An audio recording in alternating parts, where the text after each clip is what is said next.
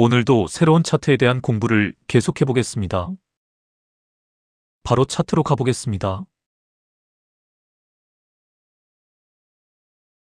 TMC입니다. 앵커님 나오세요. TMC 주가가 급등 중이다.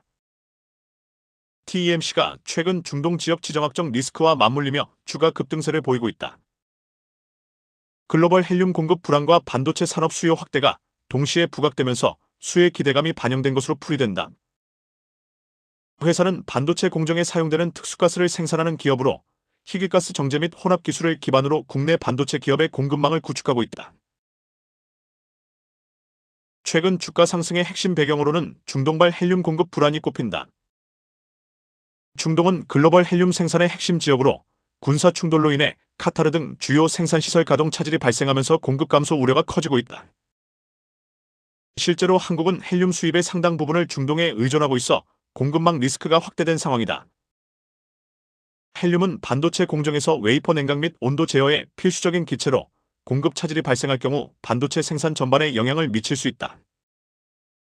이에 따라 헬륨 가격 상승 및 수급 불안 이슈가 부각되면서 관련 기업들에 대한 투자 심리가 개선되고 있다. 시장에서는 이번 상승이 단순 테마를 넘어 헬륨 국산화 및 고순도 가스 사업 확대 가능성까지 반영된 것으로 보고 있다. 최근 세계 주요 헬륨 생산국 중 하나인 카타르의 국영기업 카타르 에너지가 불가항력을 선언하면서 헬륨 현물 가격이 최근 일주일 사이 35에서 50% 급등한 것으로 알려졌다. 한국무역협회에 따르면 국내 헬륨 수입의 약 65%가 카타르산에 의존하고 있어 반도체 업계의 수급 리스크도 확대되는 상황이다. 이 같은 가운데 TMC가 확보한 헬륨 추출 정제 기술이 부각되고 있다. TMC는 2022년 포스코와 협력해 제철소 부산물에서 내용가스를 추출 정제하는 국산화 기술을 국내 최초로 개발했으며 해당 공정 과정에서 버려지던 헬륨을 고순도로 분리 정제하는 기술도 확보한 것으로 알려졌다. 특히 TMC는 2024년 SK하이닉스와 네온가스 재활용 기술을 공동 개발하며 반도체 희귀가스 기술 협력을 확대하고 있다.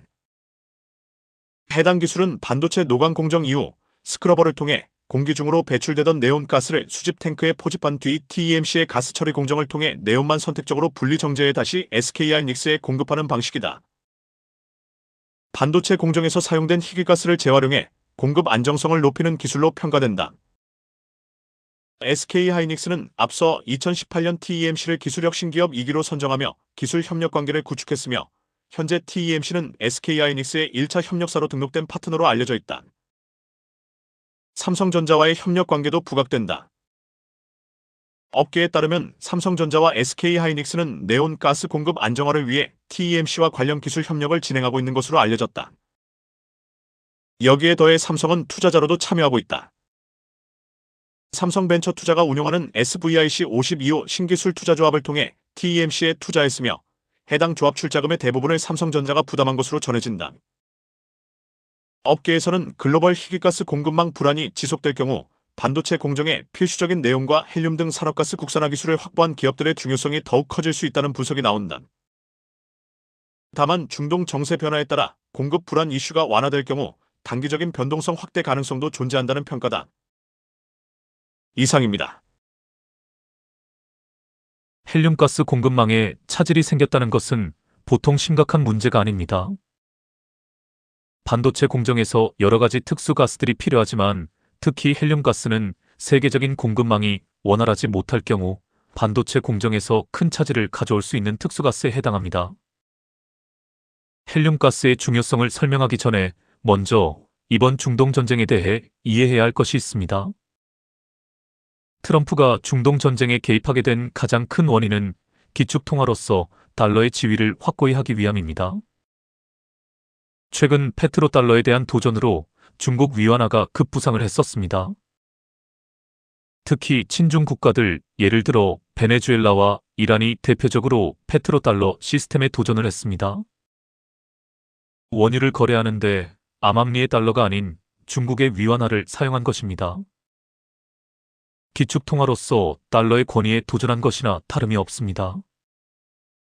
수십 년 동안 국제적으로 원유는 달러로만 거래가 되어 왔습니다. 미국은 어쩌면 단순한 종이 조각에 불과한 달러를 찍어내고 이 종이 조각을 이용하여 세계를 지배해온 것일 수도 있습니다. 여기에 그동안 사우디아라비아가 결정적인 도움을 주었습니다. 과거 미국이 달러를 금과 연계하는 브레튼 우즈 체제를 종료하면서 달러의 기축통화 지위가 흔들렸습니다. 1973년 제1차 오일 쇼크 당시 아랍 국가들의 석유 금수 조치로 유가가 폭등하고 세계 경제가 혼란에 빠졌습니다. 미국은 달러 수요를 유지할 새로운 기반이 필요했습니다. 미국은 사우디아라비아, 즉 세계 최대 석유 생산 국가의 관계를 강화해 석유 거래를 달러 중심으로 묶으려 했습니다. 1974년 6월 8일 미국 사우디아라비아 경제협력 공동위원회 설립을 골자로 한 협정이 체결되었습니다. 이로 인해 사우디아라비아가 자국 석유를 미국 달러로만 가격 책정하고 판매하기로 했습니다. 이는 사우디뿐 아니라 다른 오펙 국가들도 대부분 따르게 만들어 세계 석유 무역의 대부분이 달러로 이루어지게 했습니다. 그리고 사우디아라비아가 석유 수출로 벌어들인 달러를 미국 국채나 미국 금융시장에 재투자하기로 했습니다. 이는 미국의 재정 적자와 무역 적자를 메우는데 크게 기여했습니다. 이에 대해 미국은 다음과 같은 대가 및 지원을 사우디에 약속합니다. 사우디아라비아의 군사적 보호와 안보 보장, 타국이 사우디아라비아를 침략할 시 미국이 직접 나서서 방어, 첨단 무기 판매와 군사기술 지원, 경제산업개발 지원, 기술, 교육, 인프라 확충을 위한 지원 등등입니다. 이 합의는 처음에는 5년 기한으로 시작했으나 여러 차례 연장되었고 공식 문서로 완전히 공개된 것은 2016년 이후입니다. 일부 내용, 특히 국채 투자 관련은 오랫동안 비밀로 유지되었습니다. 미국 월가에서는 이러한 내용을 비밀리에 입수하여 관련 산업이나 밸류체인에 투자를 해왔습니다. 그 결과 당연히 달러 패권이 강화되었고 세계가 석유를 사려면 달러가 필요해지면서 달러 수요가 폭발적으로 증가했습니다. 이는 미국이 적자를 감수하면서도 낮은 금리로 자금을 조달할 수 있게 했습니다. 미국은 이런 시스템 하에서 거대 자금을 운용하여 빅테크 같은 기업들을 지원할 수 있었던 것입니다. 이러한 페트로달러 시스템은 미국과 사우디가 혈맹 관계로서 기브앤테이크를 하며 서로 윈윈할 수 있게 해준 것입니다. 페트로달러 시스템은 미 사우디 군사동맹 및 군사경제적 밀월 관계에 기반이 되었으며 오늘날까지 이어지고 있습니다. 2024년 6월경 50년 만료 소문이 돌았으나 전문가들은 협정이 종료된 것이 아니라 구조가 느슨해지고 있다고 평가를 했습니다. 페트로달러 시스템에 도전장을 내민 것이 바로 중국이고 미사우디 동맹이 느슨해진 틈새를 파고든 것이 바로 위안화입니다. 어쩌면 이번 전쟁은 중국에 대한 경고일 수도 있습니다. 느슨해진 페트로달러 시스템을 공고히 하기 위해 그리고 위안화의 도전을 막기 위해 전쟁을 일으킨 것일 수도 있습니다. 제가 러우 전쟁을 설명하면서 에너지 전쟁이라고 설명을 한 적이 있습니다. 같은 맥락에서 이번 전쟁을 볼 수 있습니다. 유럽에서는 이미 에너지 대란이 시작되었다고도 설명을 드렸습니다. 에너지 패권 확보, 달러 지위 유지 그리고 여기에 사우디아라비아의 국가 정책도 한몫을 합니다. 사우디아라비아는 비전 2030을 통해 석유 의존 경제에서 탈피하며 데이터 센터를 중요한 미래 먹거리 중 하나로 삼고 있습니다. 특히 AI 인공지능 붐과 클라우드 수요 증가로 데이터 센터를 디지털 지식 기반 경제의 핵심 인프라로 육성하고 있습니다.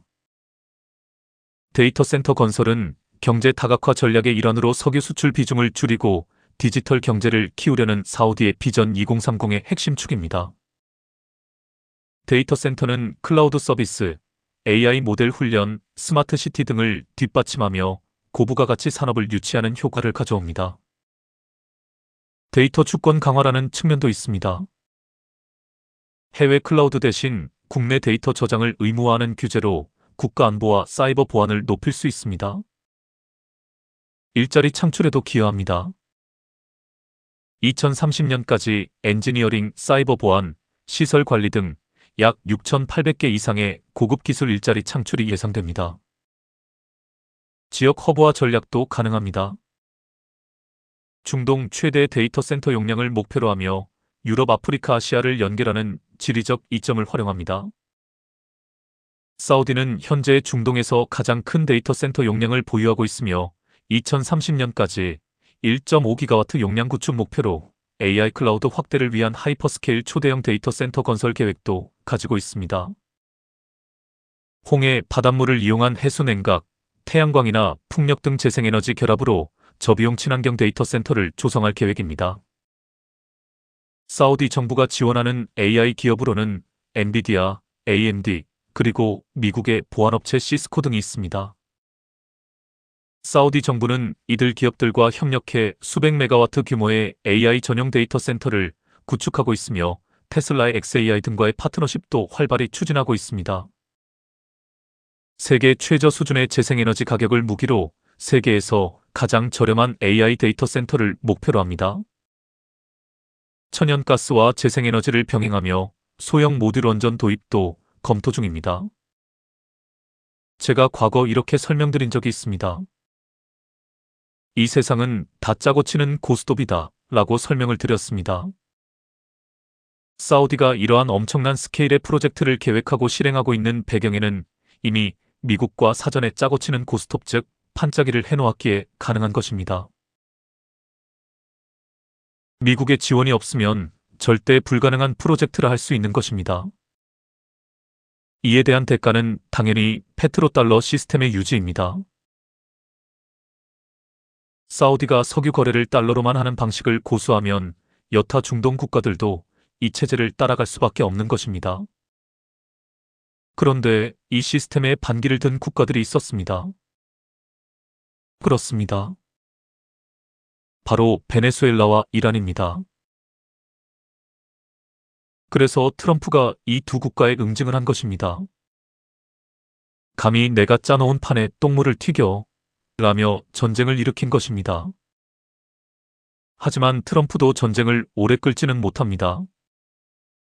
이번 전쟁의 여파로 미국의 경제가 흔들리고 있습니다.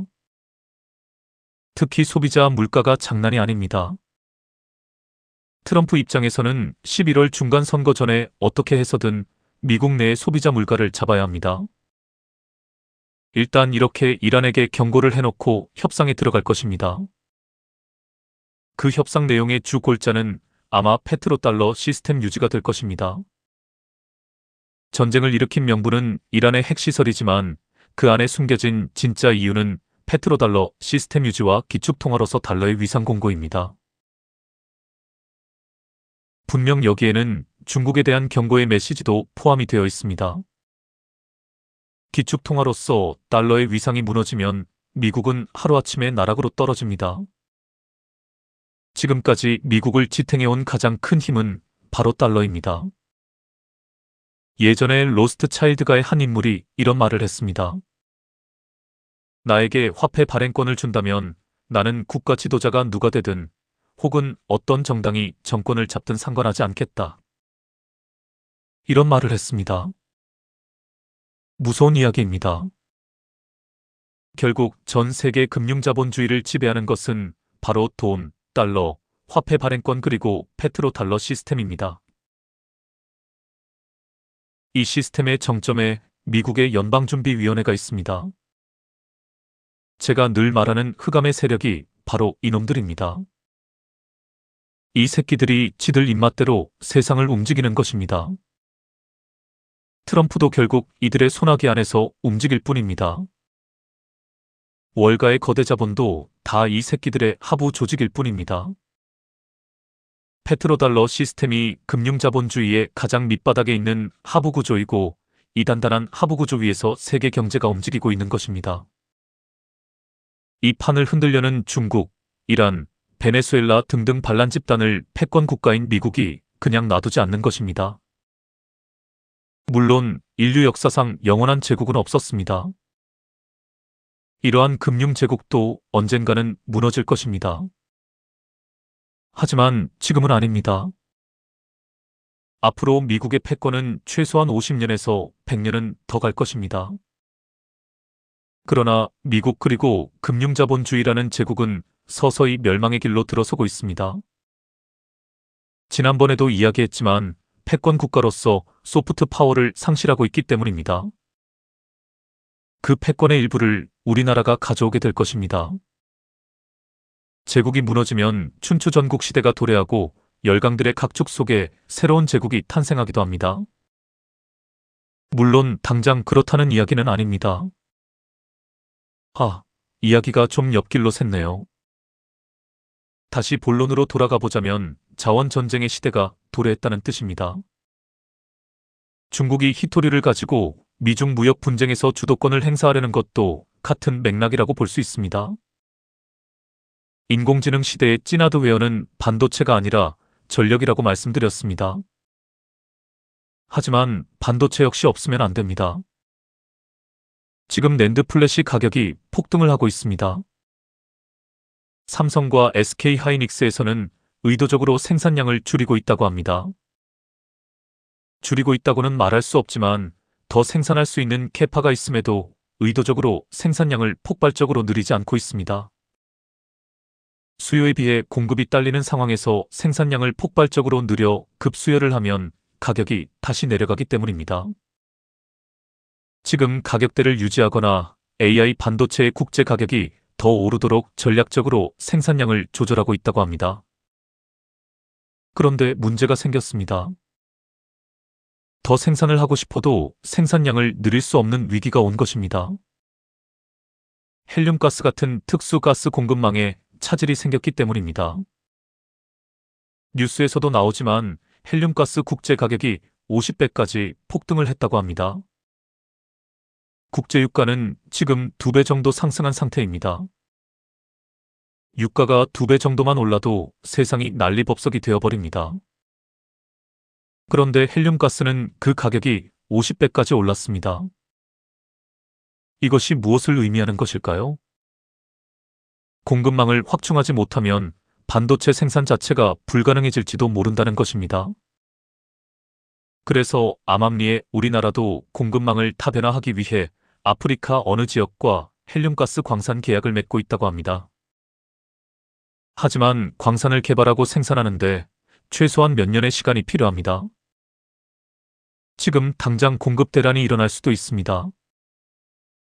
그래서 오늘 소개하는 TEMC 같은 기업이 시장에서 급부상할 수 있는 것입니다. 뉴스에 이런 내용이 나왔었습니다. 한국무역협회에 따르면 국내 헬륨 수입의 약 65%가 카타르산에 의존하고 있어 반도체 업계의 수급 리스크도 확대되는 상황이다. 이 같은 가운데 TEMC가 확보한 헬륨 추출정제 기술이 부각되고 있다. TEMC는 2022년 포스코와 협력해 제철소 부산물에서 네온가스를 추출정제하는 국산화 기술을 국내 최초로 개발했으며 해당 공정 과정에서 버려지던 헬륨을 고순도로 분리정제하는 기술도 확보한 것으로 알려졌다. 만일 전쟁 상황이 지속되고 헬륨 공급망이 차질이 생기면 이 기업의 가치가 시장에서 폭등할 수도 있다는 이야기가 됩니다. 헬륨이나 네온 같은 희귀가스는 특정 국가 즉 러시아, 미국, 카타르 등의 매장량이 집중되어 있어 지정학적 리스크에 취약합니다. 이에 따라 최근 삼성전자, SK하이닉스 등 국내 기업들은 가스 재활용 기술을 개발하거나 국산화 비중을 높이는 데 사활을 걸고 있습니다. 3나노, 2나노 등 공정이 미세화될수록 높은 순도의 가스가 필요해지며 이에 따라 고부가가치 특수가스 시장은 지속적으로 성장할 전망입니다. 특히 헬륨과 같은 희귀가스는 대체 불가능한 물리적 특성 때문에 산업의 비타민이라 불리기도 합니다. 앞으로 반도체 기술이 발전할수록 이러한 고순도 소재의 가치는 더욱 높아질 것입니다. 공급망에 지속적으로 차질이 생기면 관련 기업들의 주가는 폭등을 할지 모릅니다. 차트로 가보겠습니다. 표시를 해보겠습니다. 그 전에 질문을 하나 드리겠습니다. 지금 이 차트에서 패턴이 하나 나타나고 있습니다. 보이시나요? 표시를 해보겠습니다. 보시다시피 이중 삼각 수렴 상향 돌파입니다. 이중 삼각 수렴 상향 돌파 이후 주포의 본격적인 핸들링이 시작이 된다고 했습니다. 아직 이런 것들이 잘 보이지 않는 분들도 계실 것입니다. 제가 전에 이렇게 말씀드린 적이 있습니다. 수백 개의 지나간 차트를 가지고 차트 공부를 해보시라고 말씀드렸습니다. 어떤 자리에서 본격적인 주포의 핸들링이 시작이 되는지 연구해 보라고 했습니다. 또 어떤 자리에서 급등이 나오는지 연구해 보시라고 말씀드렸습니다. 고수가 되는 길은 멀고도 험한 길입니다. 피나는 노력이 수반이 되지 않으면 이 시장에서 결코 성공할 수 없습니다. 다시 강조를 드리겠습니다. 아직 패턴에 대한 이해가 부족하신 분들은 제가 작년 6월부터 강의한 세력의 핸들링 패턴을 다시 공부를 해보시길 바랍니다. 그리고 여러 차트를 가지고 패턴을 찾아내 보시길 바랍니다. 이런 것들에 숙달이 되어 있어야 좋은 자리가 나왔을 때 타점을 잡아낼 수 있습니다. 다시 차트로 가보겠습니다.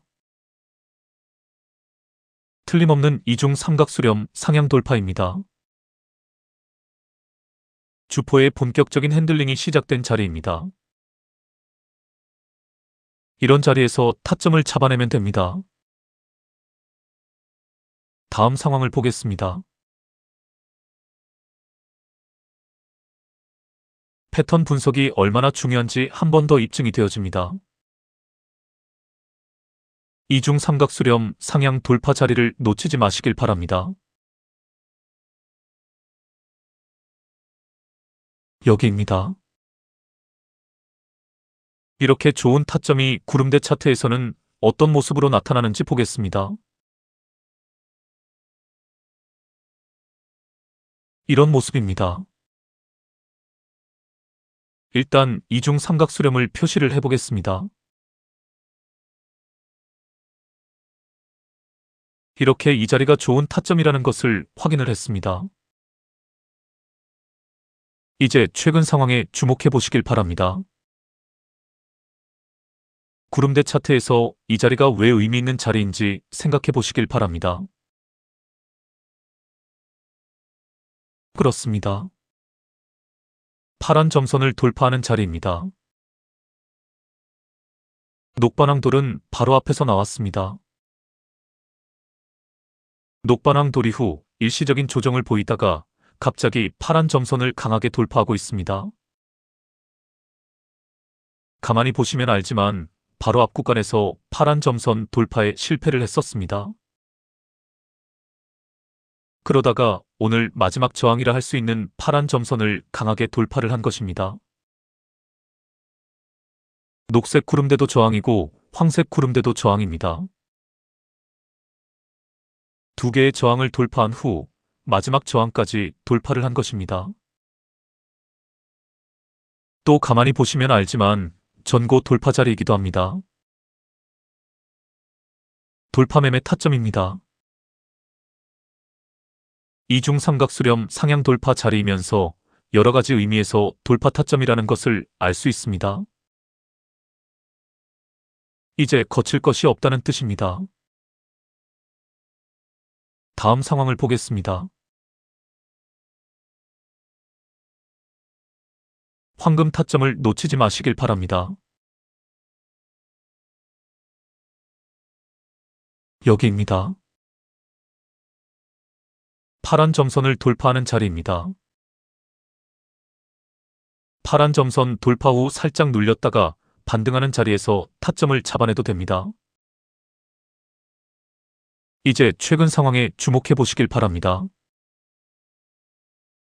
오늘 고점에서 큰 언니 캔들이 떴습니다. 미련을 버리고 칼같이 매도를 해야 합니다. 다음 상황을 보겠습니다. 와우, 과대 낙폭이 나왔네요. 상승분을 다 반납을 했네요. 매도 타이밍을 놓치면 이렇게 됩니다.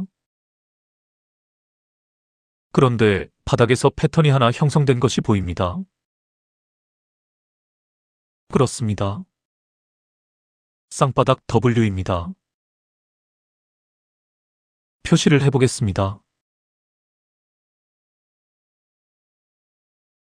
쌍바닥 W가 시작되는 자리는 언제나 좋은 타점이 됩니다. 지지라인이 잘 형성된 것도 보입니다. 제가 지지라인을 미리 그어두었습니다.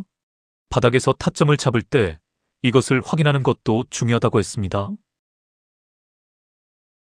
이런 자리에서 다시 타점을 잡아내면 됩니다. 다음 상황을 보겠습니다. 보이시나요? 그렇습니다. 황금 타점이 또 나왔습니다.